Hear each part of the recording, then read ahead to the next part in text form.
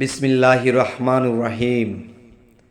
হে জগতবাসী, আজ আমি শামীম আলী চিশতি আপনাদের সামনে যে আলোচনাটি নিয়ে আসলাম, সেই আলোচনাটি হলো যে এই পৃথিবীতে মানুষ কোরআন হাদিস পড়তে পড়তে পড়তে পড়তে মরতে মরতে একদিন মরিয়া যায়। কিন্তু এই চিন্তাটা করা হলো না যে আমার বন্ধু বিদেশে চলে গেছে, বিদেশে গিয়ে আমাকে একটা চিঠি দিয়েছে, বলেছে আমি ইমুকের কাছে এত লক্ষ টাকা দিয়ে দিলাম, তুমি পাসপোর্ট করে ভিসা করে তুমি বিদেশে এসে পড়ো, আমি যেখানে আছি সেখানে তুমি এসে পড়ো। তো এখন সেই চিঠিটা আরবিতে লেখা হয়েছে। এখন তার স্ত্রী আরবি পড়তে জানতো কিন্তু অর্থ জানতো না। তখন কি হলো, সেই আরবিটা পড়তো, পড়ে রেখে দিত। আর আরবি লেখাটি খুব সুন্দর। তখন বলল, আমার স্বামী কি সুন্দর করে আরবি লিখেছে, তার হাতের লেখাটা দেখার জন্য আমার কাছে চিঠি পাঠাইছে। কিন্তু চিঠির মধ্যে লেখা ছিল কি, যে হে স্ত্রী, হে আমার গিন্নি, তোমাকে চিঠিটা দিয়েছি, আমি ইমুকের কাছে এত টাকা দিয়েছি, তুমি টাকাটা নেবে এবং তুমি পাসপোর্ট করবে, পাসপোর্ট করার পরে এই নিয়মে তুমি চলে আসবে, আর বিদেশে এই ঠিকানায় তুমি চলে আসবে। তবে হে জগতবাসী, এই কোরআনটা আল্লাহ আমাদেরকে চিঠি রূপে পাঠিয়েছেন, এবং আল্লাহ যেই দেশে থাকে সেই আরশে আজিম, সেখানে কিন্তু মূলত আমাদের ঠিকানা, কারণ আমরা তো আল্লাহ থেকেই সৃষ্টি হয়েছি। এখন সে আল্লাহতে যখন আমরা মিশে যাব, তখন আমাদের আর জন্ম মৃত্যুর কোনো ভয় থাকবে না। তো এখন দেখা যায় আমরা কিন্তু সেই জন্ম জন্মান্তর মধ্যে পড়ে আছি। কেন? কোরআন নামের যেই চিঠিটা আল্লাহ 1450 বছর আগে হযরত মুহাম্মদ সাল্লাল্লাহু আলাইহি সাল্লামের কাছে দিয়েছেন, যে এটার মধ্যে ঠিকানা দেওয়া আছে, আমার সৃষ্টির শুরুতে আমি কোথায় সৃষ্টি হয়েছিলাম, এবং সেখান থেকে আলমে আরওয়াতে এসেছি, এবং সেই আলমে আরওয়া থেকে আমাদেরকে আল্লাহ মা বাবার মাধ্যমে, জন্মের মাধ্যমে এই পৃথিবীতে পাঠিয়ে দিয়েছেন। এখন আল্লাহর যে কর্ম করতে হবে, কিভাবে কোন ঠিকানায়, কার কাছে কি আছে, কার কাছে আমার স্বামী লক্ষ টাকা পাঠিয়েছিল, আর সেখান থেকে টাকা নিয়ে এবং সেই পথ মতো আমি চলে যাব। তো এখন দেখা যায় সেই স্বামীর চিঠি পড়ে যে কি সুন্দর আরবি লিখেছে আমার স্বামী, এই লেখাগুলো দেখার জন্যে আর সুন্দরের প্রশংসা করার জন্য পাঠিয়েছে। কিন্তু এটার মধ্যে কিন্তু তার আত্মার মুক্তির জন্য এই কোরআনটা পাঠিয়েছে। এই কোরআনে কি লেখা আছে, সেই কর্ম সেভাবে যদি আমি করতে পারি, তাহলে সেই স্বামীর দেশে, জগৎ স্বামীর দেশে আমি চলে যাব। সুবহানাল্লাহ। তো এখন দেখা গেছে যে একদল বলতেছে কোরআনটাকে সহি শুদ্ধ করে পড়তে হবে, যে কোরআনের কোনো জায়গায় জের জবর কোনো এক আলিফ টান, দুই আলিফ টান যেন একটু ভুল না হয়, ঠিক সেভাবেই পড়তে হবে।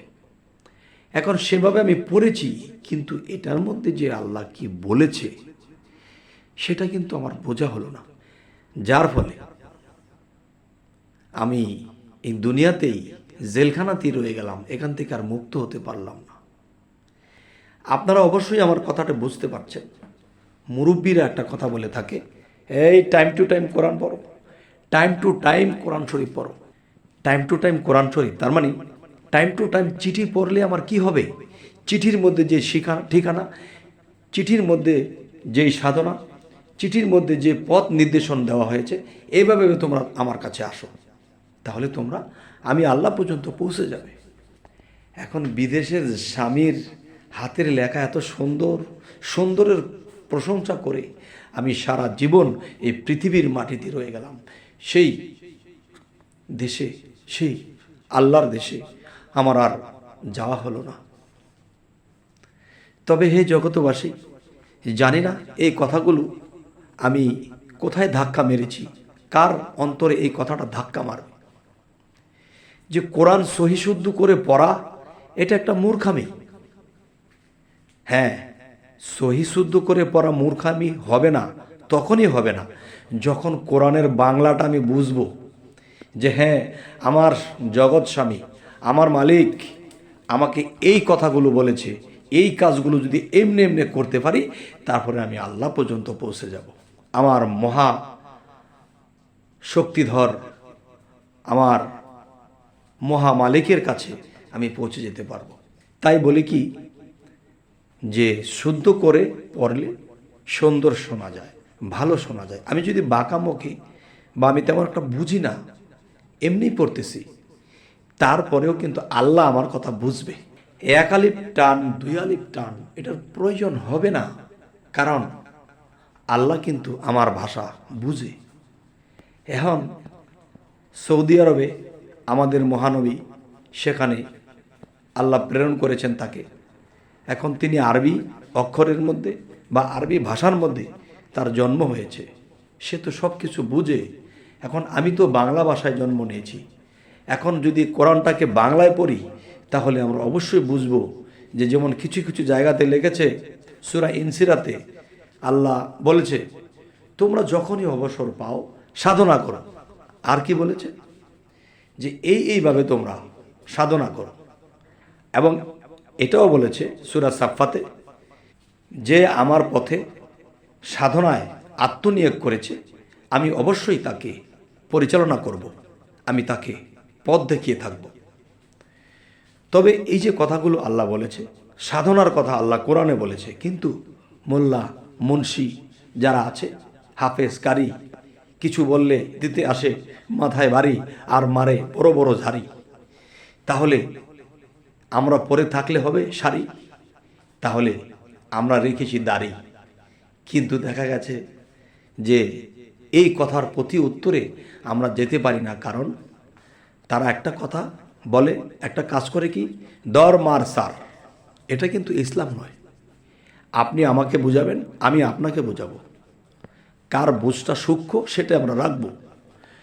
তবে অবশ্যই আল্লাহ চিঠি রূপে যে কোরআনকে পাঠিয়েছে, আমাদের এই কোরআনটাকে বাংলা সূক্ষ্ম তাফসির করতে হবে। কারণ কিছু কিছু তাফসির কারক তাফসির করেছে, তার সাথে তার মিল নেই, এর সাথে তার মিল নেই, তোর কারটা মানব? আল্লাহ তো আরবিতে এক কথা বলেছে, কিন্তু 10 জন তাফসির কারক 10 রকম বলেছে। তাহলে পথভ্রষ্ট হতে হবে।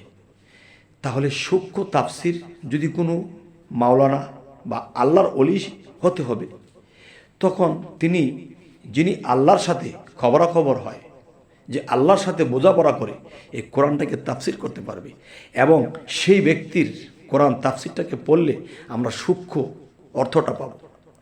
তখন আমরা এটা যখন পড়ব তখন কি হবে, তখন আমরা সূক্ষ্ম তাফসিরটা পেয়ে গেলাম এবং আল্লাহ কি বলেছে তা বুঝলাম। যে কিছু জায়গায় লিখেছে যে যে আমার পথে সাধনায় আত্মনিয়োগ করে আমি তাকে পরিচালনা করব, আল্লাহ তাকে পরিচালনা করবে। সুবহানাল্লাহ। তাহলে এই কথাটা কিন্তু সাধনার কথাটা তারা ওঠায় না, আবার কিছু কিছু কোরআনে পেয়েছি। তাহলে কোনো জায়গায় আমল বলেছে, কোনো জায়গায় কর্ম বলেছে, কোনো জায়গায় সাধনার কথা বলেছে, কোনটা সঠিক? এই দ্বিধাদ্বন্দ্বের মধ্যে আমরা থেকে আমরা কিন্তু পথভ্রষ্ট হয়ে যাচ্ছি। তাই বলি যে সূক্ষ্ম তাফসির কারকের প্রয়োজন, এবং সেই তাফসিরগুলো পড়ে দেখা গেছে সেটা শুদ্ধ করা লাগবে না। তাফসির পড়তে গেলে তখন শুদ্ধ লাগবে না, তখন আল্লাহ কি বলেছে সেটা আমরা বুঝতেছি। তখন সেভাবে পড়তে পড়তে বুঝতে বুঝতে আমরা একদিন কি করব, সেই সাধনায় আল্লাহর পথে আত্মনিয়োগ যখন করে দেব, তখন একদিন আমরা আল্লাহ পর্যন্ত পৌঁছে যাব। আলহামদুলিল্লাহ। তবে হে জগতবাসী, জানি না এই কথাবার্তা আপনাদের কেমন লাগলো। তবে আমাদের চ্যানেলের আলোচনা যদি আপনাদের ভালো লাগে তো অবশ্যই সাবস্ক্রাইব করে রাখুন। পরবর্তীতে আপনাদের কাছে আমাদের ভিডিও নোটিফিকেশন চলে যাবে। তো আজ এ বলে রাখবো, সকলেই ভালো থাকবেন। আল্লাহ হাফিজ।